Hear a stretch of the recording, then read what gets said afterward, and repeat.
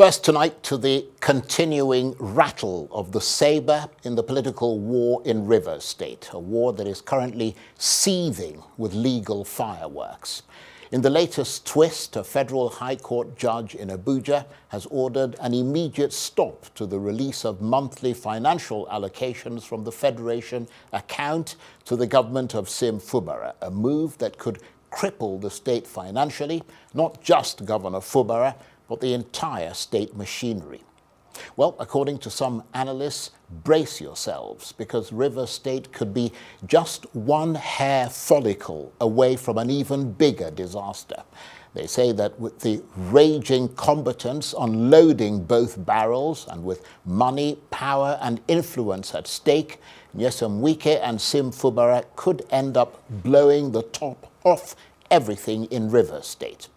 But why should the people be punished over a purely political and egotistical matter between two men? People already living with the pressure of the cost of living crisis and now with the threat that their development funds may no longer be available.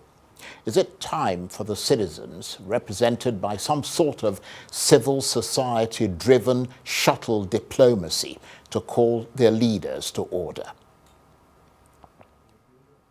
Well, to discuss the parameters of this war between Wike and Fubara from the point of view of the citizens, I'm joined now in the studio by the former country director of ActionAid Nigeria, Ene Obi, who was also the convener of the Civil Society Situation Room in Nigeria and is unarguably one of the most powerful civil society voices in this country. Thank you very much indeed for coming in. Thank you for having me, former convener. Yeah. That's why I said was. I said was the convener. But that's not going to take away from the fact that I love your afro hair. It's a pleasure to be here. Yeah, thank you so much for coming in. Let me start by asking you how you think the rights of Rivers people have been challenged by the political conflict between Wike and Fubara. You look at what is going on, and you say, when they always say that when elephants fight, It is the grass that suffers. And when you are thinking of the rights of the people, first they are just coming out of an election, which was just something out of the blues. Bruising. Bruises, a lot of almost anarchy going on there, because two people are, what are we talking about? The political class. There's an elite capture. But you are struggling, and if you want to talk about Wike seems to be at war with a lot of people. I know he's doing some good work in FCT, but he seems to be at war with a lot of people. He's a minister now. You need to leave the state alone so that the state can function. I mean, whatever we are doing, you walk on a path. In Nigeria, you are walking in this world, even your path, we are transiting in this world because we're going somewhere else. And so it is important for people to understand that when you are on the stage, the light must dim sometime. And when one act finishes, the play finishes, the curtain comes down, you exit. He needs to exit so that Fubara, who is also a citizen of Rivers, and after Fubara, there will be another citizen of Rivers that will come on board. Are they thinking of the people? Local governance is where you have the closest governance to the people. And now we are now getting caught.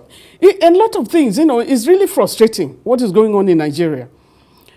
The Constitution, when I was talking with, and I want to quote from one of the senior advocates of Nigeria. He said, I've always found it extremely nauseating and insulting of my knowledge of the law. Why those who desecrated and violated our Constitution are always granted remedies by our courts.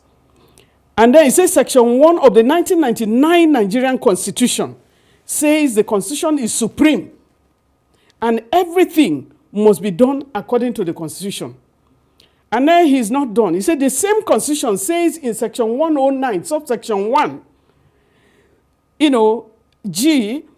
that any member of the House of Assembly shall vacate his seat in the House if being a person whose election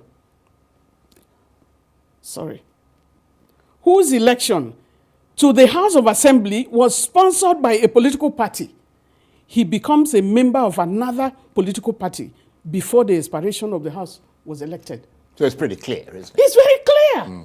And so you have a massive population of the Rivers Assembly that decided to move to another party, and then they move back. We're having them dancing because they believe that the governor, the current governor, does not have the strength to be able to control them.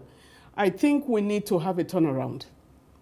What kind of grandfathers or even ancestors do we become in the future?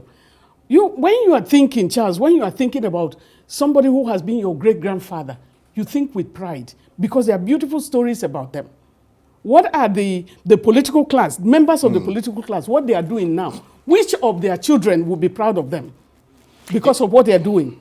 And so you are working, and now you are looking at the local government and you are getting the laws. What are the courts? And we need to call the judiciary to order.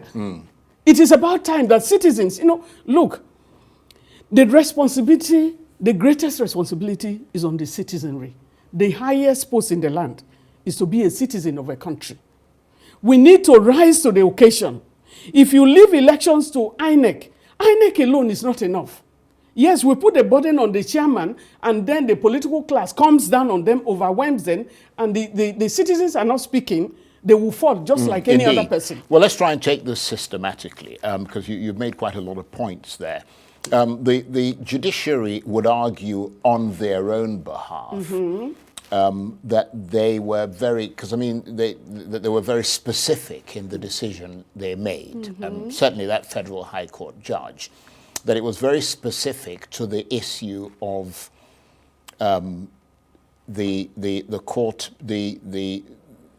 whether the state assembly was properly constituted. You see what I mean? In other words, whether the 4 members of the state assembly who then approved the Appropriations Act, whether they were legally and properly constituted to do that. That was a very specific, very narrow judicial decision. That's what the courts would argue, even though in most cases judges don't come out to argue. You see what I mean? But I mean, that would be their line of thought, I would imagine. My dear brother Charles, how many court injunctions have you gotten for the Rivers State of Assembly? In the current dispensation since the election? How many injunctions have you gotten? You are even getting, I think the judiciary seems not to know the kind of responsibilities that they have. The judiciary is supposed to be the arbiter.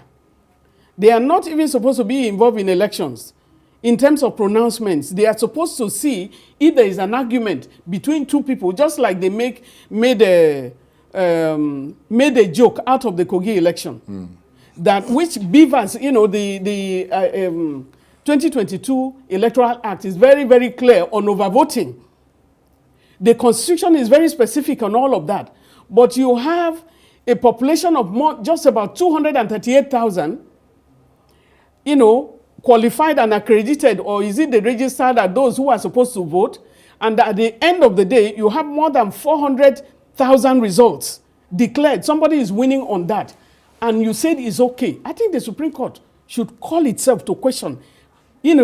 Agencies should, it's important for them to, because it's so embarrassing. I think you're quite right, actually. But let's come to the Rivers State. I don't think people know exactly what is going on. And because of that respect that is normally accorded to the judiciary, there is some reticence about going really hard into it and making some very strident allegations. But certainly I agree with you that there are worrying developments.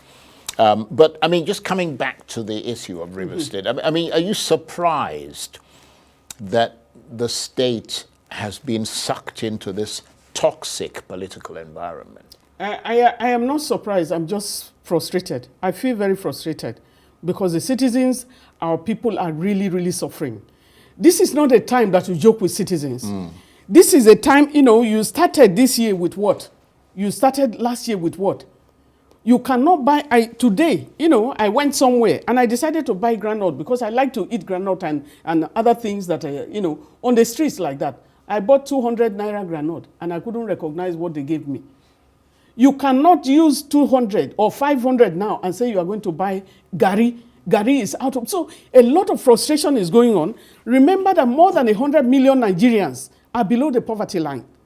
And so when you have a case like that, and then whatever is reaching the community, why is a squabble for the local government elections? It's because money is now going to the local government. And the governors are interested in the money that goes to the local government. It's not about getting who is coming there, but the dilemma, what you found in Rivers, is really something that is even interesting to see that APC did not contest, another one did not contest, and there's another party that won. They are fighting each other and they are using the state machinery. So do you think it's all about money there? I mean, like even between the fight between the two sort of big guns there, because I mean, somebody was saying that, what one person initially thought would be their continuing pot of gold has now ended up being a train wreck. I mean, and that's why everybody is so agitated. I think the citizens need to call them out. I think we're tired of it. Governor Fubara and, Minister Wike, they are not the only Nigerians. The whole of how come, even on the day that they were holding the Rivers election, there were many other elections that were going on, but Rivers was the thorn in the flesh of everybody. And so what are you doing? They need to end this up. They need to give up. They are not more citizens than the other citizens. The problem is that a lot of the members of the public seem absolutely befuddled and puzzled by what is going on and wondering why they're being punished when these two politicians are fighting each other. I mean, I think we need to call both the two of them, especially, Nyesom Wike himself. He has left the state. He should leave the state alone. Many of the governors that have gone before that are, godfathers, many of them still have a hold. I remember one of the governors, they were quarreling that I want to give you this percentage, but you are insisting on this percentage of the government allocation and That's all shameful, of that. Looting the economy, looting the treasury. Money that you go to the poor people is going to the hands of a lot of people. And as long as you cannot protect the many, as long as the many millions of Nigerians that we cannot protect them, look at how many, we have more than 62% of Nigerian youth, Nigerian population as young people. That's a blessing. We have 4 refineries that is not working. Nigeria is the only country, only OPEC country that does not refine fuel. A country like America has 129 refineries.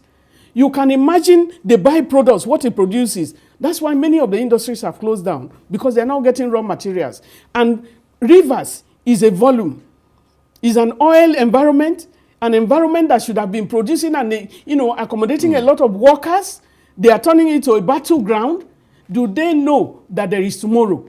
Well, that's a very good question. There is time for them to start repentance. That's a good question you raise, because I mean, they don't seem to subscribe to the view that the points that you're making. I mean, the sense we get is that they seem, I mean, both sides seem bent on winning their battle, and I mean, it's a quest for power, and it really matters very little to them about destroying whatever gets in the way, including governance in Rivers State. I mean, that's what is becoming apparent. The beauty of leadership. I have had the position of leadership in different organizations. I may not be a governor.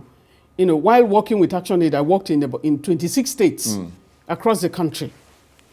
You build those who are coming from you so that when you look back, you are happy about what you see.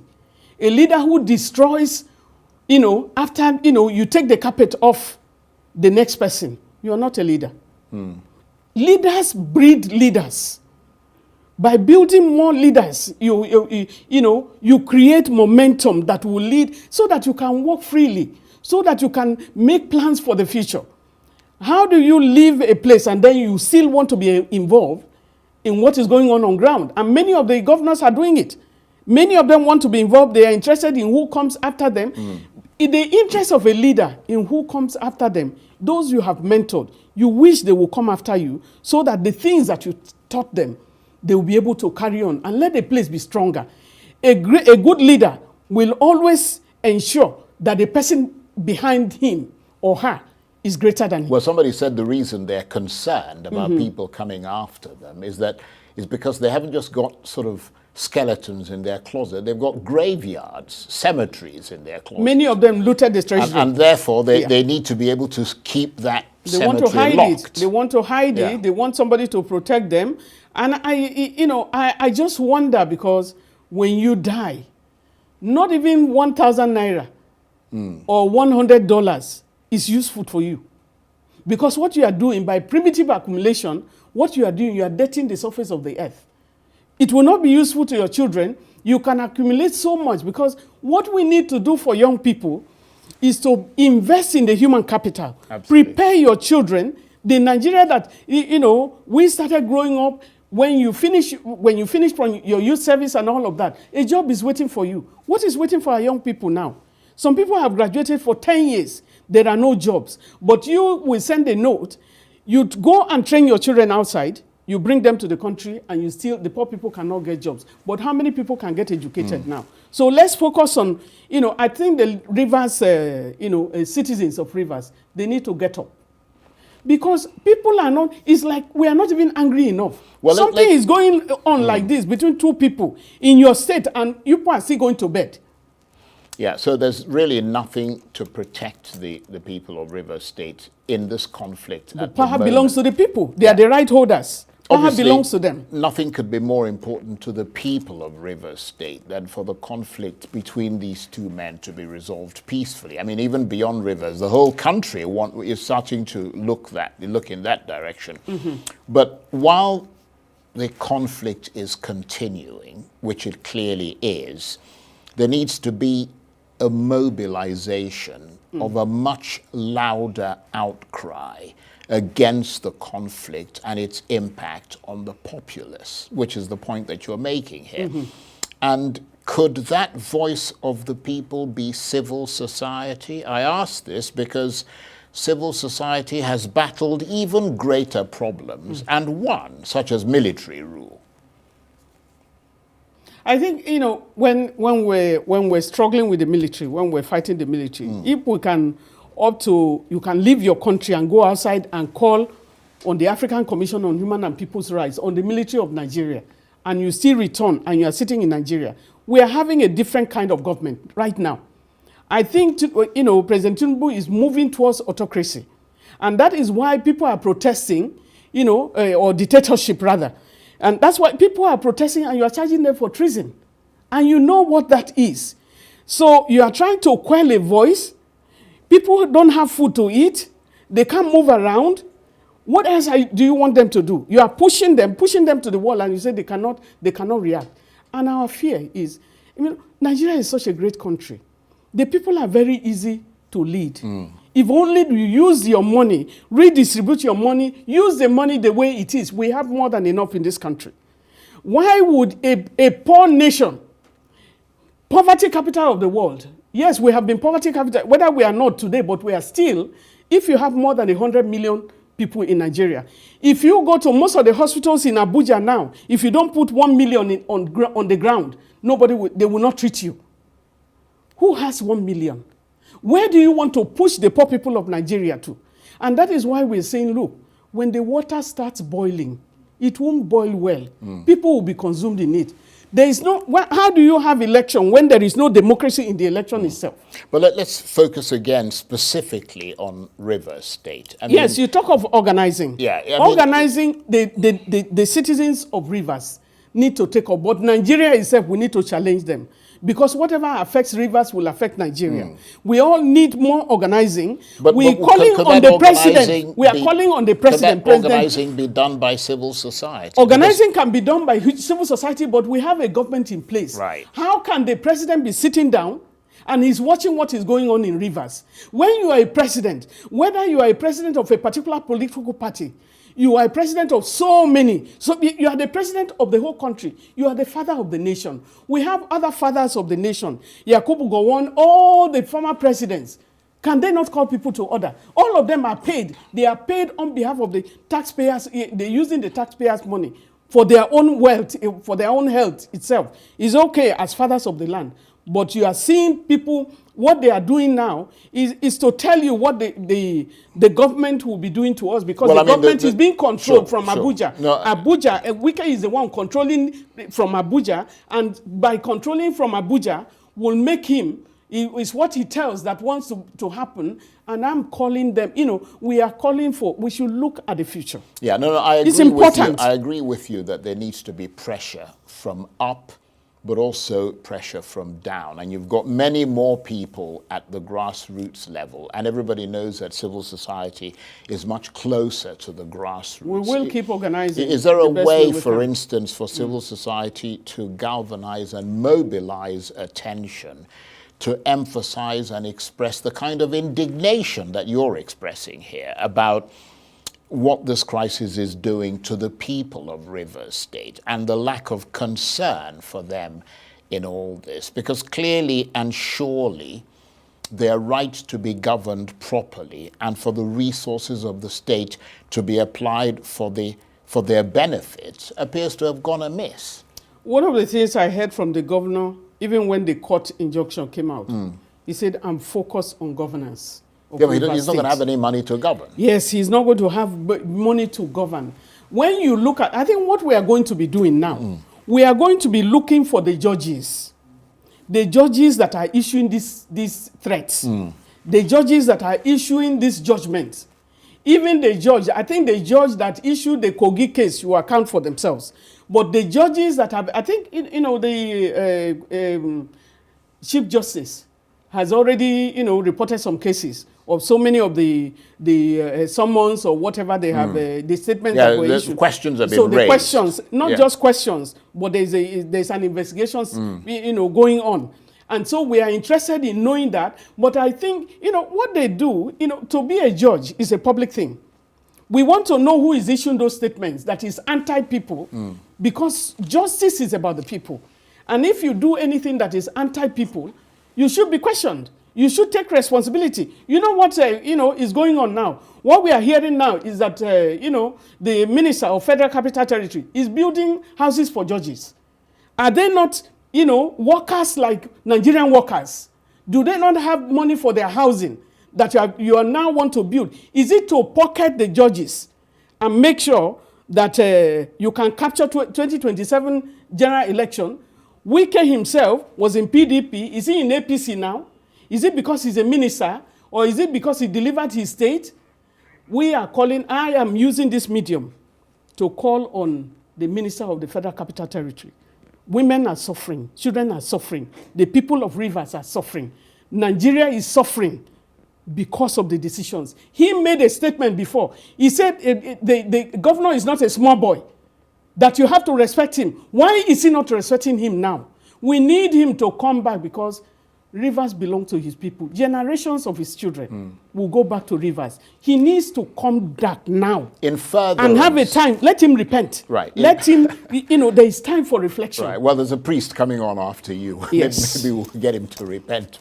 But I mean, in furtherance of the points you're making, and I'm not downplaying them, how about a form of shuttle diplomacy? I'm just looking for practical ways to deal with it. Shuttle diplomacy in Rivers State, where if the two combatants won't sit down together in one room to negotiate, because apparently the only person who has been able to do that was the president of Nigeria, to bring them together in one room.